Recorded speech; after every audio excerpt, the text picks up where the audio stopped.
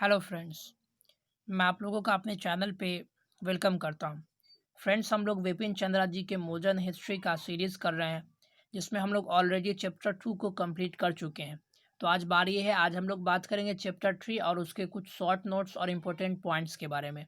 तो देख सकते हैं चैप्टर का नाम है 1857 के बाद किसान आंदोलन और किसान विद्रोह।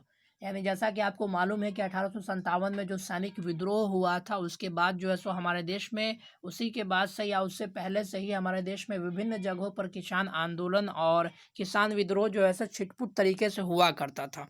तो आज हम लोग बात करेंगे 1857 के बाद ये किस तरीके का इसका रूप था और ये किस तरीके से फैला। तो देख सकते हैं पहला स्टेटमेंट दिया गया है, देशी और विदेशी शोषण को खत्म करने के लिए किसानों ने कई छिटपुट कोशिश की जो नाकाम रही। कहने का अर्थ ये होता है कि 1857 के बाद या उससे पहले भी किसानों ने अपने अधिकार के लिए अपने विदेशी इसको प्रभाव को कम करने के लिए बहुत सारे विद्रोह किए, लेकिन वो सफल नहीं हो पा रहे थे। स्थानीय स्तर पर जब उनको उनके सामूहिक संघर्ष विफल हुए तो उनके विरोध ने अपराध का रास्ता पकड़ लिया। कहने का अर्थ ये होता है कि जब किसी भी इंसान को अगर इंसाफ नहीं मिलता है तो वो अपना अपराध का एक रास्ता पकड़ लेता है। तो ठीक उसी प्रकार से यहाँ के किसानों ने बहुत जगहों पर अपराध का रास्ता पकड़ लिया और जिसको हम लोग आगे भी डिस्कस करेंगे। तो देख सकते हैं 1859-60 का नील आंदोलन जो काफ़ी ज़्यादा फेमस हुआ था। किसानों के द्वारा किए गए संघर्ष में यह सबसे जुझारू और सबसे बड़े पैमाने पर फैला था। यानी जैसा कि मैंने पहले आपको बताया कि ये नील आंदोलन, नील एक प्रकार का फसल होता है जिसकी खेती की करवाई जाती थी बंगाल के किसानों से। तो ये काफ़ी ज़्यादा समय तक चलने वाला आंदोलन भी इसको माना जाता है और काफ़ी बड़े पैमाने पर ये चला था और अंत में झुक करके सरकार को जो है सो अपना फैसला बदलना पड़ा। देख सकते हैं यह आंदोलन नील उत्पादकों के द्वारा बंगाल के किसानों को उनके खेतों में चावल की जगह नील की खेती करने पर मजबूर किए जाने के कारण हुआ था।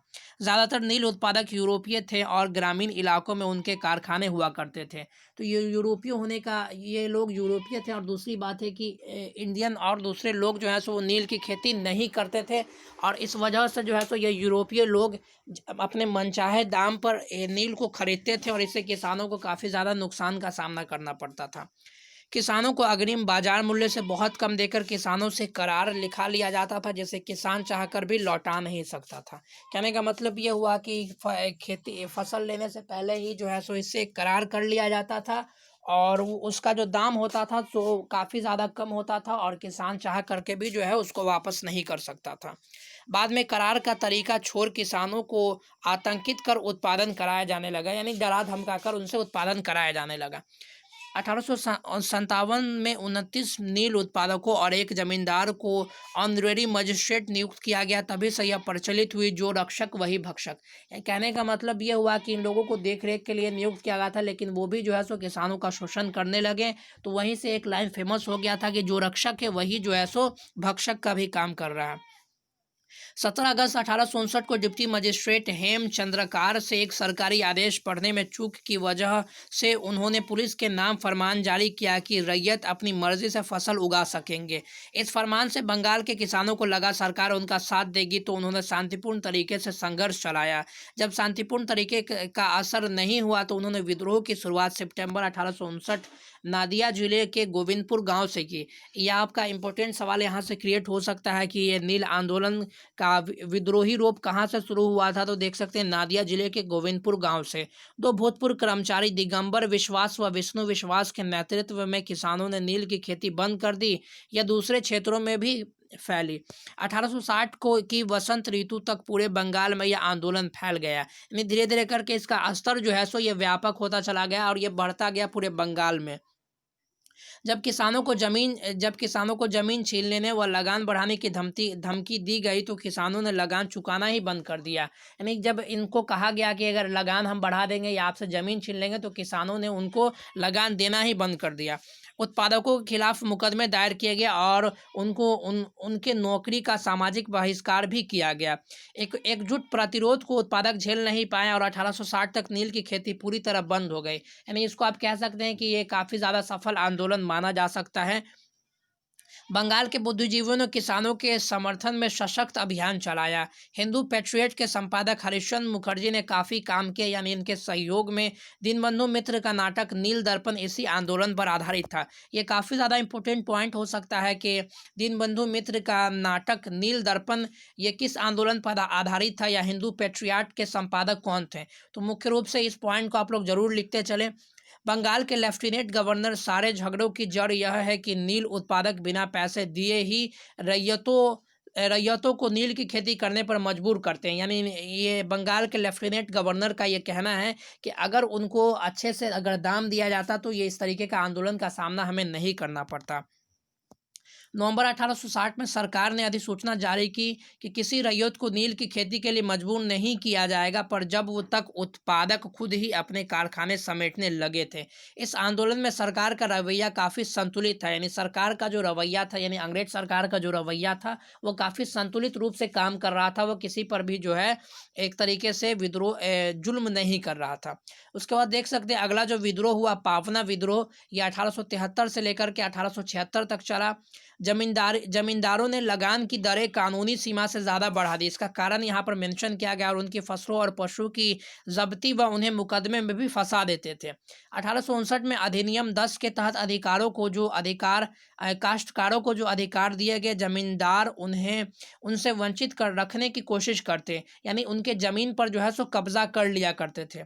1873 में पाबना में यूसुफ शाही परगना में किसान संघ की स्थापना की गई। आपसे पूछा जाएगा कि किसान संघ की स्थापना कहाँ की गई, तो ये यूसुफ शाही परगना में किसान संघ की स्थापना की गई थी।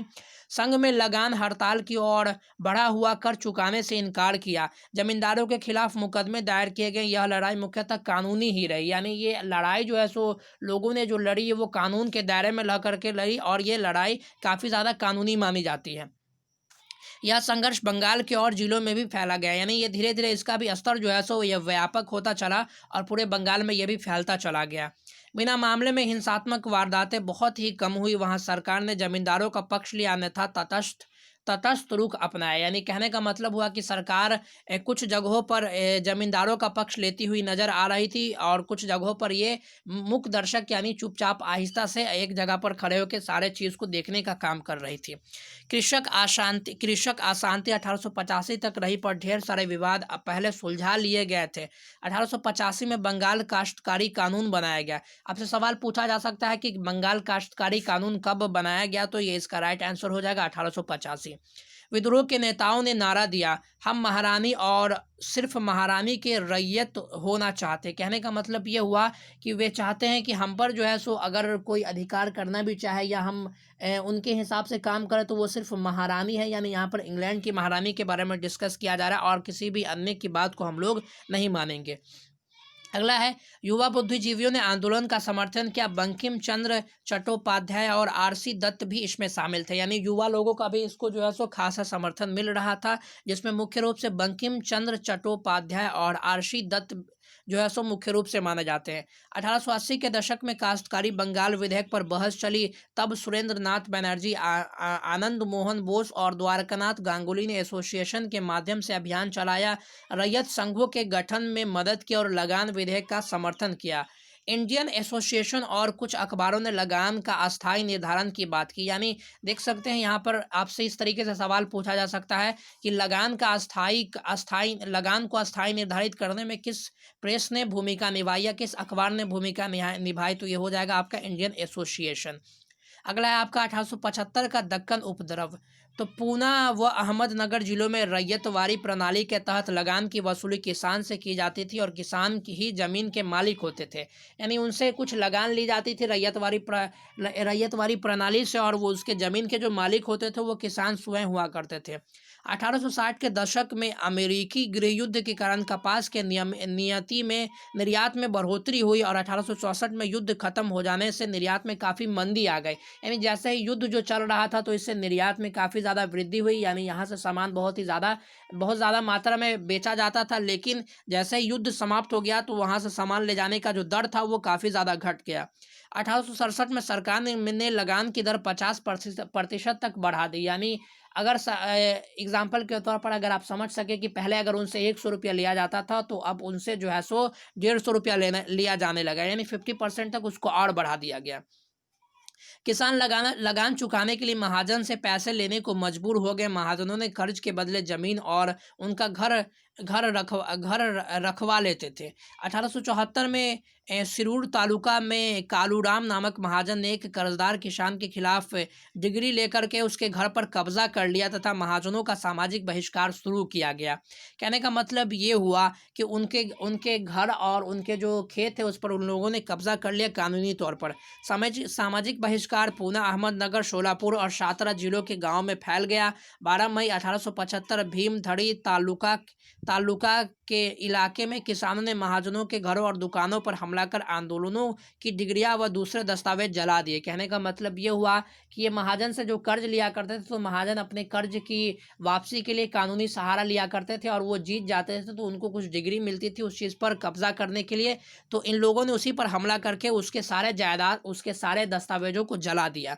उपद्रव में हिंसा बहुत कम हुई। दक्कन कृषक राहत अधिनियम 1879 के माध्यम से किसानों को महाजनों के खिलाफ कुछ संरक्षण प्राप्त हुआ। 1873 से 77 में न्यायमूर्ति रानाडे के नेतृत्व में पूना सार्वजनिक सभा ने भू राजस्व समझौता अधिनियम 1867 के खिलाफ पूना और बम्बई में आंदोलन चलाया गया। तो ये काफ़ी दो महत्वपूर्ण पॉइंट है, इसको आप लोग देखें। मालाबार में मोपिल्ला विद्रोह हुआ। महाराष्ट्र में 1879 में वासुदेव बलवंत फरके ने 50 किसानों को संगठित कर लूटपाट करने का काम शुरू कर दिया। देख सकते हैं किस तरीके से जो है सो ये लोग अपने आंदोलन को आगे बढ़ा रहे थे।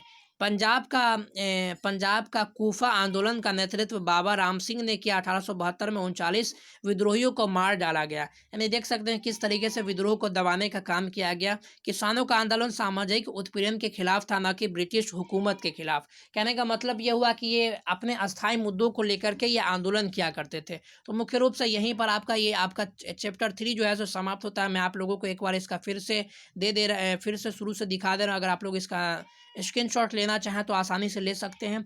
तो मैं आपको बताते चलूँ कि इसी तरह के रेगुलर वीडियोस आपके इस चैनल पर हर चैप्टर का डेली वाइज अपलोड कराए जाएंगे। तो आप लोग इसको रेगुलर पढ़ने के लिए हमारे इस चैनल से जुड़े रहें।